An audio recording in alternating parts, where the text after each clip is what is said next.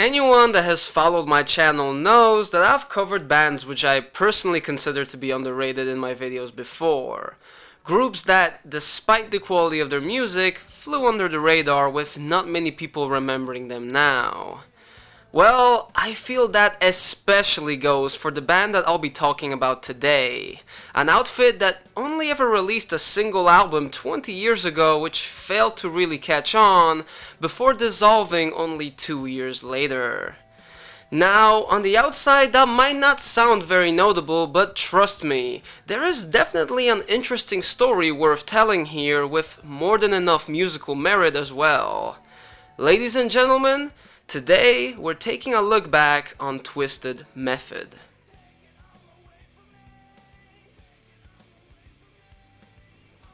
The origins of Twisted Method take us back to the 90s in the tranquil city of Cape Coral, Florida. Then known for being a retirement paradise with not much exciting to do for the local youth, it was here where two young students at Mariner High School, guitarist Andrew Howard and drummer Ben Goins, both aged just 14, would bond over their shared aspirations of being in a rock band and pursuing something more than what their surroundings seemed to offer them.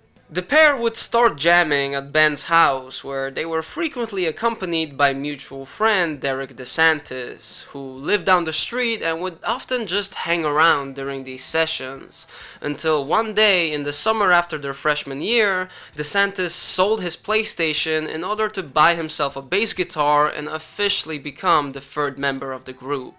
During their sophomore year, the trio would hold auditions in order to find a second guitar player, and while no one would impress them enough to fill that slot, the group were instead pointed towards a kid by the name of Derek Tribbett, who they were told had his own PA system as he came from a family of musicians, including his older brother Greg Tribbett, who was the guitarist in the at the time up-and-coming band Mudvayne. Yes, the guy who put bugles on his face. It's gonna be the raddest thing you've ever seen. Bugles on his face, gluing them. Perfect. And you paint them, we can make them longer. You're gonna love it. It's so great.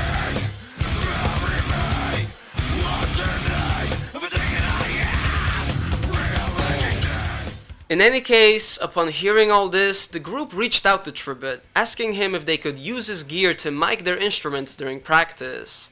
During said practice, Tribbett, who saw that the group lacked a designated frontman, asked if he could sing, and he would then remain in that role long term, finalizing the lineup and properly marking the beginning of Twisted Method.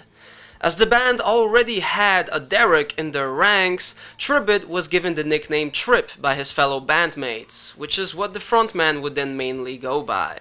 The band had their first performance at a Halloween party at a friend's house, and from then on, they would spend the coming years steadily building a name for themselves in the local scene, all the while forming a strong feeling of brotherhood within the lineup. Their breakthrough opportunity would finally come in early 2002, when Twisted Method were booked as the opening act for fellow local band Cinder. Their performance impressed Cinder's manager Charlie Pennacchio so much that he signed them to his management company after the show and promised to secure them label backing within 6 months. A promise which he would keep when 5 months later, after a number of label showcases, the band signed with MCA Records.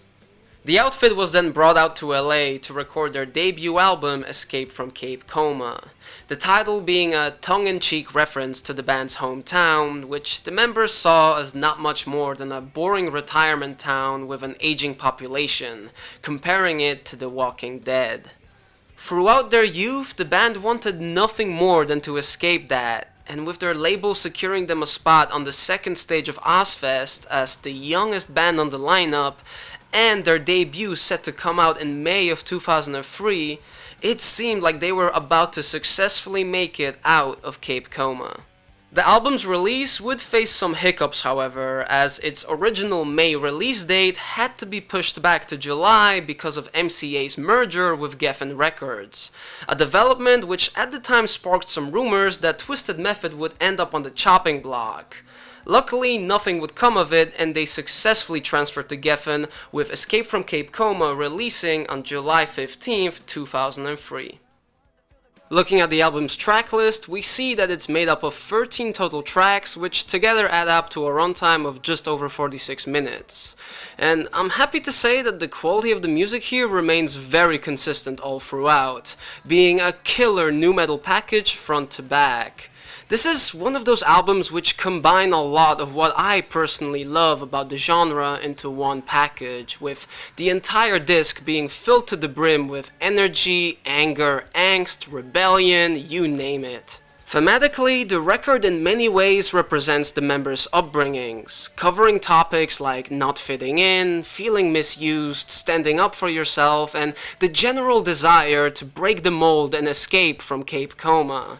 Best exemplified by the introspective song Shine, which talks about the determination to make it big with music, wanting to shine and describing it as the chance to get away. Don't know what to do about it, confused and getting rowdy. This is all I'll ever need to set my mind at ease. I'll sacrifice anything to just... The rap-centric verses contrast very nicely with the melodic chorus, with the track also featuring some screams in its bridge, neatly combining the talents of singer Trip Tribbett, whose diversity is one of my favorite aspects of the whole album, with his vocals ranging from very early 2000s sounding raps, which in my books is definitely a good thing, to effective angry screams and nice cleans, which are often highlighted on this record's many infectious choruses which are bound to stick in your head, such as on the album's lead single, Reach, better known as Reach Out. Reach down your hand to me. I understand you because I feel the same. This track is hands down one of the album's most memorable moments, with its lyrics describing how the singer's own life experiences help them relate to someone else who's going through their own turmoil, saying that their experiences can bring them together as he's reaching out his hand towards them, capping everything off by saying that they can fight together and get away from their shared pain. It's one of those I understand what you're going through songs to listen to when you're going through a rough patch and feel alone, and it does a great job of capturing exactly that. Other tracks on the disc that pull off this kind of style very well include Inside Out, Awkward Silence, and one of my personal favorites, Change Me. It's just the same thing, same thing. How you trying to change me, change me. So tell me what you want from me. Why can't you let me be? This is a song about someone constantly wanting you to be someone you're not, making you do things you don't want to do and trying to change you. Nothing that's thematically groundbreaking, of course, but it does what it sets out to do very effectively, really bringing the emotions involved into the forefront in a believable and relatable way. I just really love this song, as I also happen to be in a stage in my life where I particularly find myself relating to its themes. But while the album has plenty of that relatable melancholic angst, it also does a lot to balance it out with unrelenting aggression, with heavy moments that sometimes even remind me of Slipknot's early work, such as the album opener, The End. You're looking for me when I'm hungry. You're ready to handle some business I didn't tell. Are you ready for that shit? You better buy me fist, bitch. I'm gonna show you what I'm all about, what I... The track that follows it, F.A.D, is one that I wanted to mention as well. It has some stellar heavy verses which are then capped off with a very early 2000s feeling rap metal hook. It's super catchy nu metal goodness, but overall drags out a bit too long for its own good, with heavy use of repetition in its chorus. Everybody from the front to back, get in the pit, show me where you're at. Everybody from the front to back, get in the pit, show me where you're at. Where the fuck you at? As the track is just under 4 whole minutes, it really could have done with being trimmed a little in my opinion. But again, it's still an enjoyable song that definitely got stuck in my head. Some more of my personal favorite deep cuts on the track list are the quick and energetic Panic, Rot, the album closer Faceless, and the more vulnerable feeling track Newborn, which deals with past regrets and guilt, but also being determined to move on from them. Overall, as a huge fan of this style of music, I think that Escape from Cape Coma is without a doubt one of the most underappreciated nu metal releases. Looking through an objective lens, I know it's definitely not for everyone, but I'd easily recommend it to anyone who shares my tastes. It might not be the most mature album, but that's not what it tries to be. And as far as early 2000s nu metal goes, it offers up a juicy shake made up of all the best parts of the genre. Commercially, however, the album did not set the world alight, something that undoubtedly had a lot to do with the timing of its release and how it coincided with nu metal's sharp decline in popularity.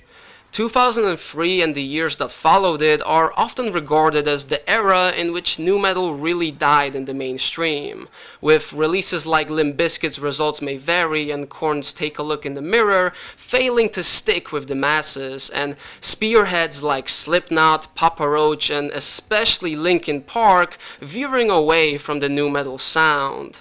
These factors made way for metalcore and particularly the emo scene, which would go on to dominate the next couple of years. Perhaps if Twisted Method had broken through just a couple of years earlier, they might have received a bigger push and been able to leave a more distinct mark on the scene.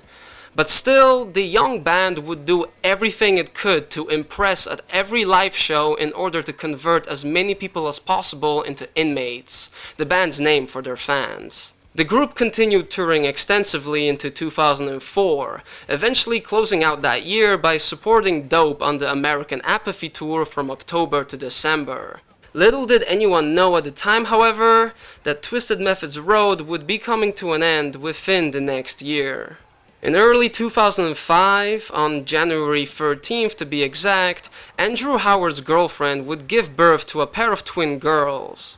Becoming a father greatly shifted the guitarist's priorities, and knowing that family life did not go well together with life on the road, he quit Twisted Method before the outfit was set to start recording new material in Chicago later that year, choosing to commit to his responsibilities as a dad instead.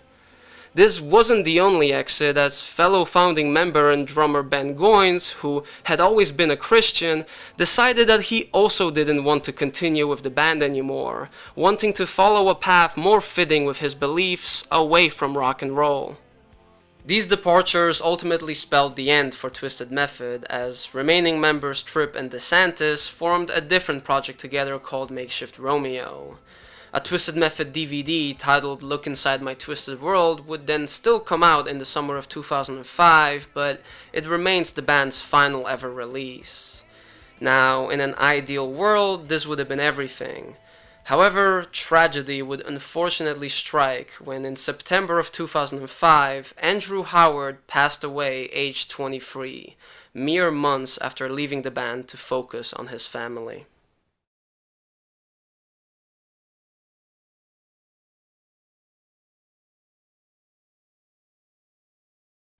Life had to keep going, of course, and in the following years, the other members of Twisted Method would all move on in their own ways. Bassist Derek DeSantis went on to become a member of a band by the name of Ecotren for a while before ultimately settling down as a realtor, while frontman Derek Tripp Tribbett, besides having a brief phase as a reality star, appearing as a contestant on the VH1 show Daisy of Love in 2009, played bass for Dope for a few years, appearing on the band's No Regrets album, before eventually branching out beyond rock music as a solo artist under the name Sinister, still being involved in the music business today. Drummer Ben Goins, on the other hand, stayed true to his decision to leave the rockstar world behind and has kept a quiet life ever since leaving Twisted Method back in 2005. Now, there were not one but two Twisted Method reunion shows, held in 2012 and 2014 respectively, where Tripp and DeSantis revived the band with the help of dope guitarist Virus and Ecotrend drummer Tony Elkert, dedicating the song Shine to the memory of Andrew Howard during their performance. Right now, I want you to make some noise for Andrew Howard. I know he's looking down at us right now. Headbanging his ass off right now. Wishing he could be here. Thanking all you guys for coming out and supporting us. Andy, we love you. Always gonna miss you, boy. This next song is dedicated to him. Get your fucking lighters and your phones up in the air right now. Get your lighters and your phones out of your pockets and put them up in the air. The song goes out to Andy. Called Shine. Since the second reunion show in December of 2014 though, Twisted Method has remained dormant, bringing their story to a close. A story of talent, passion and determination, unfortunately halted by unlucky timing and tragedy. These days you'll be hard pressed to find many for whom the name Twisted Method rings a bell, but they're a band whose memory doesn't deserve to fade in my opinion.